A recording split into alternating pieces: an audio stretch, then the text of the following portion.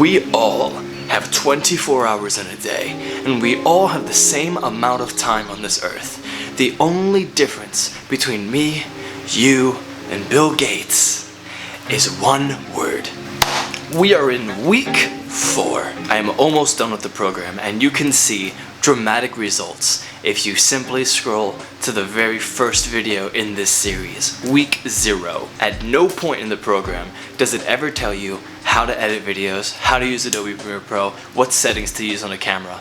It simply gives you the motivation and the focus to learn these things yourself if it's something that you're interested in. I made it a personal point to make every single video in the series as high quality as I could, whether it was playing with color grading, playing with editing, learning how to zoom, or when to cut out moments that I misspeak, like that one. The one word that separates Adam from the past and today is focus. I've said this before, but the term anti-procrastination is nowhere near as strong as what it actually is, because we're so used to procrastination that we don't realize how important it is, how devastating it can be. In reality, procrastination is probably the most dangerous thing I can physically think of. If you lose all of your money and you go bankrupt one day, you can bounce back from that.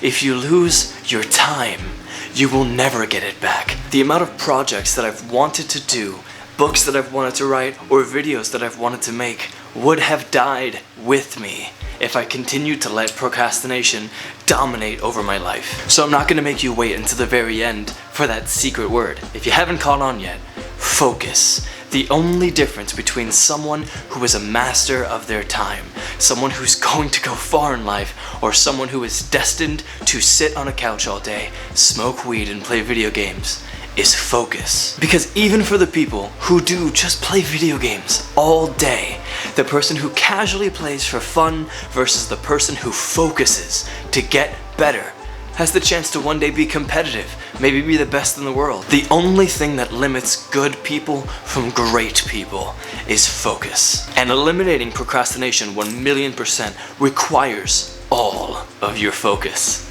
Alright, rant over. So let's talk about week 4, because it's different from what I thought it would be. The program touches on things I never thought it would, like mood regulation and how to have a healthy amount of energy throughout the day. You see, procrastination is much, much deeper than you think it is. It is a very deep-seated issue. It affects every aspect of your life. You're not just procrastinating your book. You're not just procrastinating your art piece or your paper for school. You're also probably procrastinating going to the gym.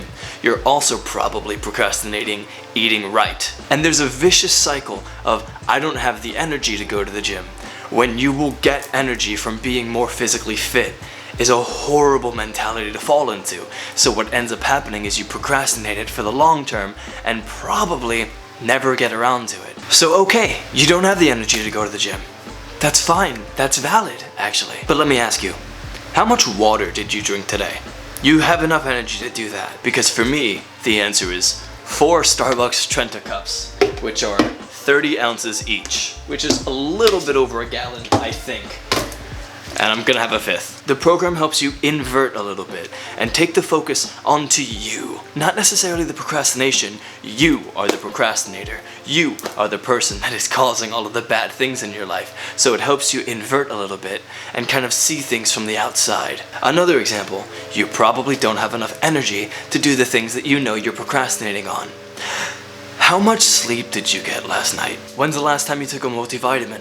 When's the last time you took 4 vitamins specifically tailored to what you need? I want to make this clear. The program does not cover vitamins. It does not cover how to have a good, healthy sleeping schedule or how to cook healthy food. It simply helps you see all of the issues that you personally are dealing with. And it gives you a little bit of a kick in the butt to get started on fixing them. Week 4 makes you ask yourself kind of easy yet tough questions, and you have to ask yourself, are you happy with that? And when the answer is inevitably no, what are you going to do about it?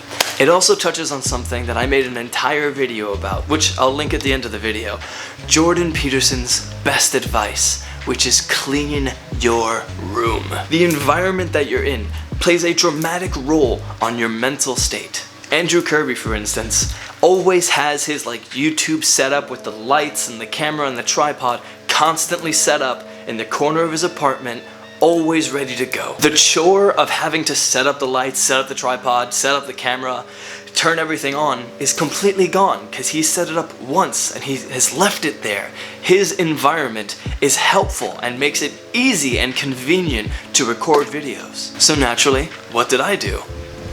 Well, I bought a bunch of camera stuff and I plan on setting it up really soon. If YouTube is something that I actually want to take seriously, and I do, then yeah, absolutely. I can spend $100 or $200 on a couple of nice lights. I'm currently using a window and a flashlight. I hope the shadows of my face don't look bad. Not to mention, if you compare how I look in the first video versus how I look now, I just feel cleaner. Each week has kind of brought a personal little milestone and information and kind of little kicks that I never knew that I needed on topics that I would have never touched. I don't want to take up all of your time, and I also don't want to accidentally divulge too much about the program, but at this point I definitely recommend you check it out. And being honest, it's a touch on the expensive side.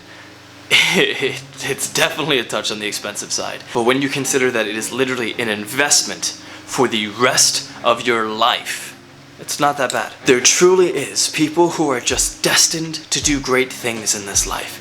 And there truly is, and there has to be, people who are just destined to be couch surfers, constantly playing video games and watching Netflix. And deciding on which one you want to be isn't a decision you should make.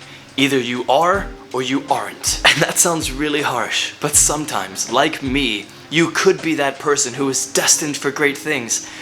You just need a little bit of a kick, get that ball rolling. Somewhere there is an Adam that didn't buy into the program, and I have no idea how he's doing.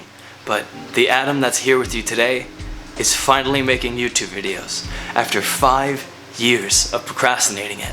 And yeah, I only have 279 subscribers as of making this video, and yes, I'm watching every single subscriber come in, and that doesn't matter. Because hopefully you're watching this video and you're looking at my current subscriber count a year into the future going, wow, time has passed. So overall, week 4, pretty positive.